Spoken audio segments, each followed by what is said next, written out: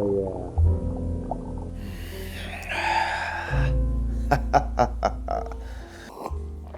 All right, ladies and gentlemen, we've got coffee here. Now, I'll be looking at my notes intermittently. Growth is something that is undoubtedly very boring and very lonely. And the reason for that's quite simple. To grow yourself, you must literally spend more time with yourself. And in doing this, you're going to create space. It's a very necessary space from friends, from comforting habits, from relationships, from certain foods, etc. In this space, you are purifying yourself. And the definition of purify is remove contaminants. And when I hear the word purify, I think of burning something. Maybe I'm just a pyro, but I think of burning the prior contaminants of the prior version of yourself. And that's just a fancy way to say that being lonely sucks. And I know this because I go to community college. I have for the past 2 years. So I'm gonna give you 10 things I do that alleviate boredom, alleviate loneliness. And these activities have not just alleviated these things, but actually helped me grow a lot in terms of my intellect. I've grown this YouTube channel to 2,000 subscribers. I have 11,000 followers on TikTok. I'm on my way, you know what I'm saying? I'm doing the things I want to do, and these activities help me. Throughout this, I will be drinking coffee because I'm an adult. Number 1, walking. Why would you want to walk? There are endless reasons I could talk about for why you would want to walk. And first things first, it's a massive energy boost. I could get into all of the science, which I've dove into, but the thing I like about walking is in the afternoon, usually around 12 to 2 p.m. is when I'll eat lunch. And directly after eating lunch, you're probably familiar with getting full, feeling bloated, feeling tired, etc. I don't like that. When I go for a walk, I come back and I have 30 times more energy than I did when I left. But I'll admit, at lunchtime, after I eat, a walk is the last thing I want to do. But when I do it, I have unbounded energy after. It's worth the try. It also fuels my creativity. If I need to think of something, if my brain's fried and I need to get out of a rut, a walk is the perfect thing to break that rut and fuel creativity. One of the reasons for that is walking stimulates blood. Blood flow to your brain is one of the most crucial parts of mental acuity. It also is going to burn calories. If you want to be shredded, that's awesome, isn't it? There's so many reasons, but I have 10 things, so I got to move on. But walking, I've made a video or 2 on this. It's fucking incredible. Number 2, writing is therapy for people who don't want to go to therapy or don't have the ability to go to therapy. When you take a thought, which is something intangible, you can't hold it with your hands, and you make it real by putting it on a piece of paper, you have just created distance from that thing that was plaguing you internally. I think that it's such an underutilized skill. One thing I did that really sparked a massive change in my life about 1.5 years, 2 years ago was I did 7 days, no negativity. And one thing I've heard that really helps people find awareness of their thoughts, whenever they have a thought, they write it down. The thing that plagues most people is when they don't know what's going on, when they're trapped in a cage and they can't even see the bars. That's what happens in your day-to-day. Your voice is constantly talking. If you don't realize this, if you walk around and you see a tree, your voice says, oh, that's a tree. Oh, remember that tree that you and your girlfriend made out on when you guys were 17? Oh, she broke your heart. Boom. That happens completely without you even knowing. That's not cool. When you write down your thoughts, you become aware of them. It also massively shifts your mind to creativity. I wrote this video. I wrote out all the points. I wrote out the intro. That's why I read it. Writing fuels my videos, which leads directly into my next point, number 3. If you're bored, make videos. If you're bored and lonely, this means you have space to think. In most people's day-to-day, they are either watching TV, scrolling on their phone, working, talking to someone on the phone. They're typically occupied. If you have the opportunity, yes, I phrased it that way intentionally, the opportunity to be bored, man, you have such a gift. Most people, their lives are busy or they fill their boredom. There's a quote, how you cure your boredom determines your future, something along those lines. So the fact that you even have boredom is really cool. And I think making videos is the best way I've found to fill every moment with purpose. Every experience I have, I think about how I could make it into a video to help you guys. And if you wrote down your thoughts, cool, you have a giant bank of videos you could possibly make. I personally think that everyone should make videos in today's day and age. I'm biased because I've made almost 500 videos now, but it's been the most fun thing for me. I'm never going to stop making videos. I make videos every single day. I think they help or have helped at least one person. It's such a beautiful process. It's the most relevant form of art right now.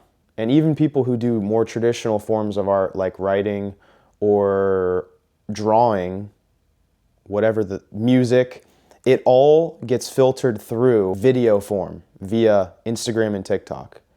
It's where it's at right now. You got to be making videos, and if you have time, if you have the space to think, start a YouTube or start a TikTok and start making videos. That's number 4. This is one that has consumed, and let me add, all of these points help one another. It's all a symbiotic, all-encompassing environment, these activities. Number 4 is reading. Reading was something I took up at the age of 17. I'm now 20. And I had read in school, but I always thought I was horrible at reading. I kind of liked writing, but reading I thought I was horrible at. And I made the decision at 17, cool, one day I want to be rich. And rich people are typically, smart people are known for reading books. Maybe I should start doing that.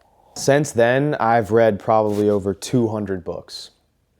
I have greatly expanded my perception of the world. When you read a book, you go into another world and you have just expanded what is known to you.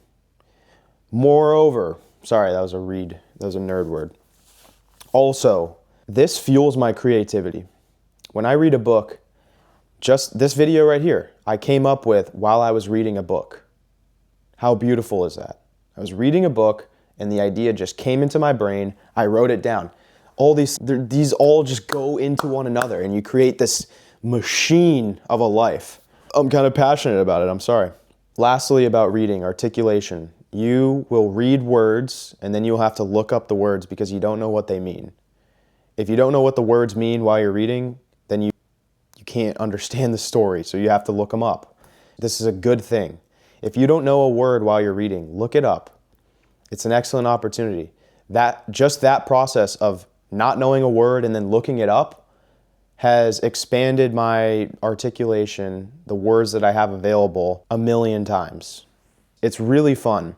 When you have more words available, you can communicate so much more effectively. Let's say there's some super minute niche detail about a person across the street that you want to explain to your mom. You saw this weird looking guy, but the only words you knew were tall, skinny, fat, and stupid. You're going to understand, you're going to have the feeling, but not be able to describe it. That's horrible. Kai Cenat is doing the reading challenge. He wants to articulate himself better. The most exciting part of that process is just being better at communicating. It's the ability to have a feeling and tell it to someone else and connect just because you have the words available. Reading helps you do that. So that's number 4, read books. Number 5, meditation. This is one that everyone says they do, but nobody actually does. And I was one of those people. I kind of dabbled in it, but it's such an uncomfortable thing to do. And I will add that the most uncomfortable part of meditation is what you're uncomfortable about deep down is going to reveal itself through your meditations. So just yesterday I was doing a lying meditation and I just put on my headphones, put on binaural beats, set the timer for 30 minutes. I didn't want to meditate at all. And I was sitting there, and discomforts I had about my life, which would be, I don't really have anyone to talk to, I'm bored, whatever, were coming out in my body. So I'm lying there and I think, oh, why is my foot so uncomfortable? That is not really about the foot. It's much deeper than that. It's actually about the fact that I'm not okay with the way my life is. That's the troubling thing about meditation. You're not uncomfortable in your meditation because you aren't sitting correctly. That's just the surface. Beneath that, you're not meditating well or effectively because there's something wrong in your life. And meditation reveals that. Second reason I like meditation, it's taking power back from your mind. It's kind of like sitting down and clearing out all your emails, because you'll sit down and you're just going to have thought after thought. You'll think, what did my girlfriend say to me yesterday? Oh, gotta come back, I'm meditating. What's that work assignment I gotta do tomorrow? Oh, gotta come back, I'm meditating. And you just drift and come back over and over again. And then there comes a certain point in every meditation where you stop drifting. It's like you've reached the end of the emails in the inbox. It's a beautiful state to get to, and it's very powerful. Meditation's a lifelong practice. Number 6 is Jiu Jitsu. I had gone to the gym for about 2 years. I was big. Everybody thought I could fight, and I was like, bro, I can't fight for shit. This is horrible. So I went to Jiu Jitsu and just decided I'm going to do Jiu Jitsu for the rest of my life. And so far that's been true. I got my purple belt a month ago or so. And the one thing I'll say, because I realize I'm talking a lot, the best thing about Jiu Jitsu is it's the ultimate mind clearer. You could go into Jiu Jitsu with any problem and leave not thinking about it, because you can't. If someone is putting a grown man, a 300-pound dude who ate tacos at 12 p.m. and comes into class at 4, is smothering you with his chest, and you get 6 to 9 droplets of his chest hair sweat in your mouth, and you have to taste it, and you're suffocating, but you can't breathe because you haven't done really cardio since you were on the swim team in high school, and you think, holy shit, I didn't know this amount of discomfort was possible. You're not going to be thinking about the fact that your girlfriend dumped you or whatever. That's just the beauty of Jiu Jitsu. And in the process of just getting absolutely humiliated by people big and small, you find a lot of distraction from your problems, which is not exactly the point of this video, but it's an upside of Jiu Jitsu, and you learn how to fight. Cool. Number 7, play an instrument.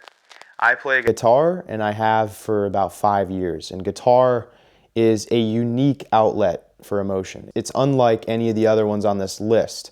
Something about music consumes your body completely, and it's very beautiful. It's a way to process emotions. I love it. Number 8, call a good friend. A friend that you can laugh with. A friend that you can discuss topics with that are troubling you, and you trust their answer. It's a fun thing to do. Number 9, go somewhere random with a camera. This is how most of my videos get created. I will just go to the museum, I'll go to the library, I'll go downtown, I'll go, I don't know, to a place I've never been, whatever it is, and film. And you can bring your headphones, you can romanticize it, have fun. Number 10, do the one thing that you've been putting off for weeks or months or whatever it is. It could be scheduling a doctor's appointment you need to schedule.